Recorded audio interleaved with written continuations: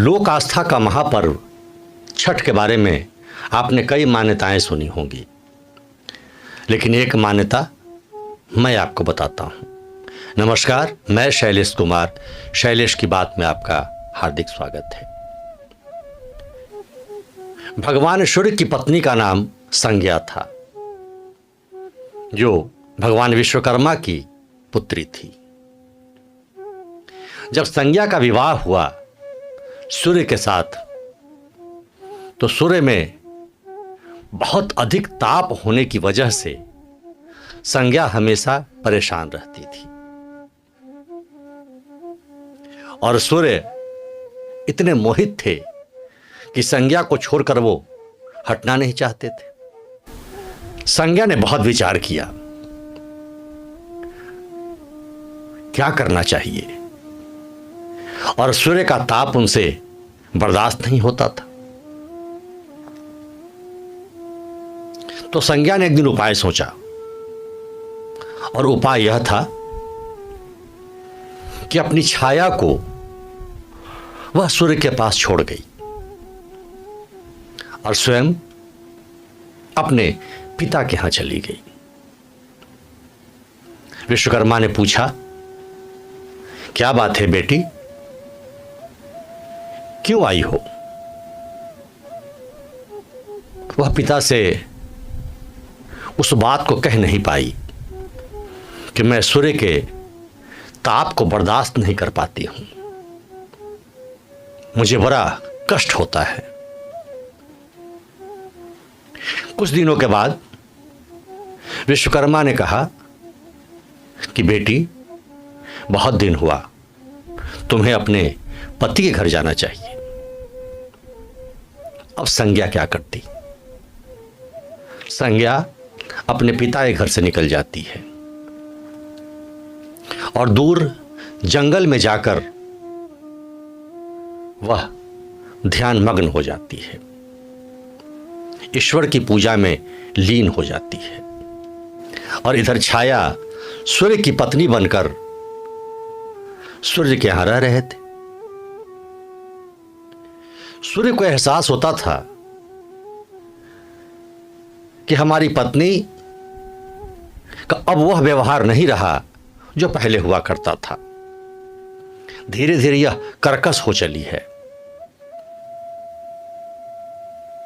लेकिन सूर्य फिर चुप रह जाते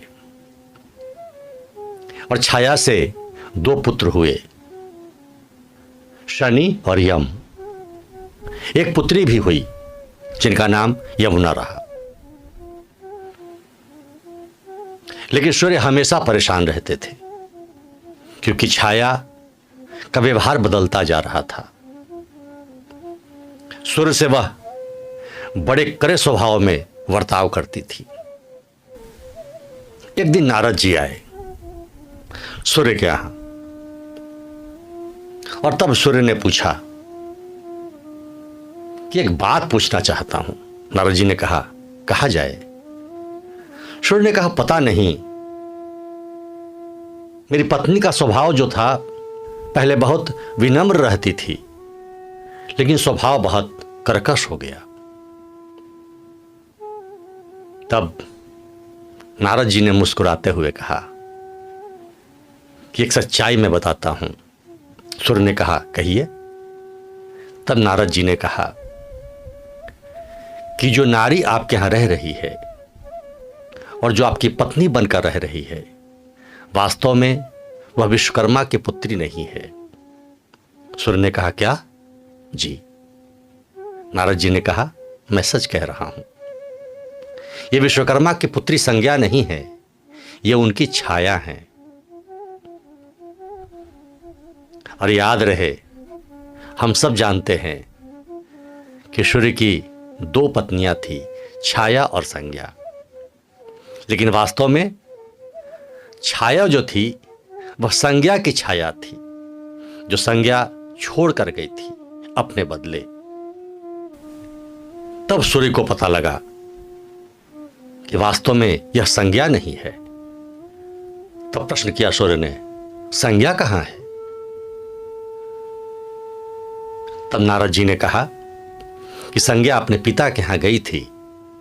कुछ दिनों के बाद विश्वकर्मा जी ने उनसे कहा कि आपको अपने पति के यहाँ रहना चाहिए, बहुत दिन हो गया। और वहाँ से वह निकलकर घोर जंगल में, वन में वह भगवान की साधना में लीन है।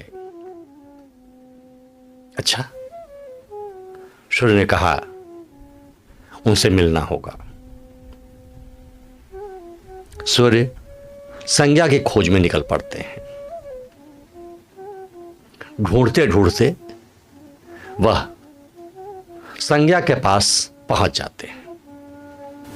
संज्ञा भी समझ जाती है कि सूर्य आसपास कहीं हैं और जो मुझे ढूंढते हुए आ रहे हैं। वह उनसे बचना चाहती थी और तब संज्ञा बचने के लिए अपने शरीर को एक घोड़ी के रूप में परिवर्तित कर लेती हैं। लेकिन तब तक सूर्य समझ जाते हैं, वो देख लेते हैं। सूर्य ने भी वही किया जो संज्ञा ने किया और वह भी अश्व घोड़े का रूप ले लेते हैं और संज्ञा के पास जाते हैं। और विद्वान जन कहते हैं, कथावाचक, कि वहां पर दोनों का मिलन होता है और अश्वनी पुत्रों का जन्म होता है। नारद जी इधर बहुत दिनों के बाद विश्वकर्मा के पास पहुंचते हैं और सारा वृतांत बताते हैं कि ऐसी ऐसी घटना घटी है। संज्ञा आपके पास आई थी, लेकिन आपने जब उन्हें अपने पति सूर्यदेव के यहाँ जाने को कहा तो वहां न जाकर वो वन में चली गई है। विश्वकर्मा और नारद वहां पहुंचते हैं।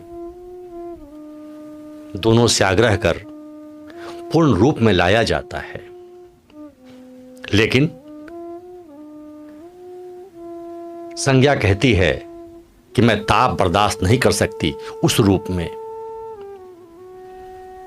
तब विश्वकर्मा सूर्य को अपने उपकरण से उनके ताप को धीमा करते हैं और तब सूर्य वादा करते हैं कि अब आज के बाद हमें आपसे कोई अलग नहीं कर सकता। और यह भी कहते हैं कि जो आपकी पूजा हमारे साथ करेगा उसे अत्यधिक फल की प्राप्ति होगी। वह कैसे संभव है? तो सूर्य ने कहा, अब आप मुझ में ही समावेशित हो जाइएगा, हम और आप एक रहेंगे। और वह लालिमा के रूप में सूर्य में प्रवेश कर जाती है।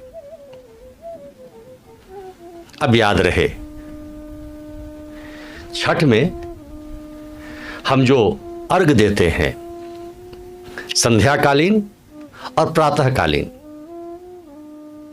उस दोनों समय में लालिमा दिखाई पड़ रही होती है, तभी अर्घ दिया जाता है।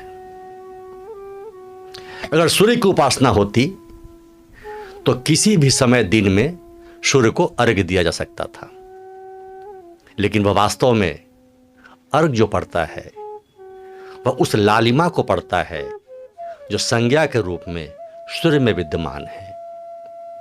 चाहे वह डूबते हुए सूर्य यानी शाम का सूर्य हो या सुबह उषा की किरणों के साथ उगते हुए सूर्य, दोनों में लालिमा विराजमान रहती है और वही लालिमा संज्ञा है। इसीलिए व्रत तो छठी माई का होता है, षष्ठी के दिन होता है, लेकिन सूर्य की उपासना जो होती है वो संज्ञा के साथ होती है और अर्घ लालिमा को दिया जाता है। ये बहुत सारे विद्वत जन भी कहते हैं अपनी कथाओं में। बहुत सारी मान्यताओं के साथ एक मान्यता यह भी है। और फिर चर्चा आता है कि कात्यायनी, जो माँ कात्यायनी हैं वो छठी मैया हैं, षष्ठी हैं, इसलिए छठी मैया कहा जाता है। और सूर्य की बहन की भी उपाधि दी गई है। मान्यताएं अलग अलग है। एक मान्यताएं मैंने भी आपको सुनाई। शैलेश की बात को अभी तक सब्सक्राइब नहीं किया है तो सब्सक्राइब करें, लाइक करें और शेयर भी कर दें ताकि जानकारियां लोगों तक पहुंचे। छठी मैया आप पर कृपा करें। ये छोटा सा वृत्तांत जो मैंने विद्वानों से सुना है वो मैंने आपको समर्पित किया। आज शैलेश की बात में इतना ही।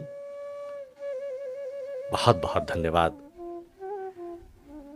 जय जय सूर्यदेव, जय जय छठी मैया।